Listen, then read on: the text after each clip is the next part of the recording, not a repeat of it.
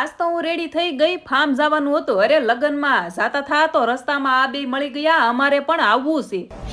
કાકોદ્રા પુલથી સીધા ફાર્મ આવી ગયા. અહીંયા ભાઈ ને ઈ પણ આવેલા હતા અને મેં અને રાજે તો આવીને પોઝ ચાલુ કર્યા.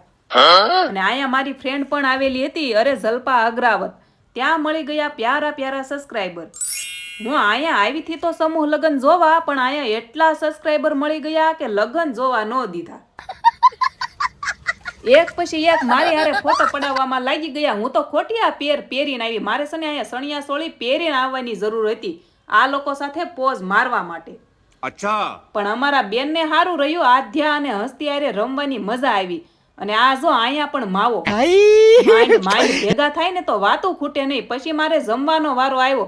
ત્યાં જલ્પા ભાવું અમારો વિડીયો શૂટ કરી હું સન્માન કરું ને એવો. અને આ છે સમૂહ લગ્નના પ્રમુખ જલ્પાના ભાઈ ને ભાભી.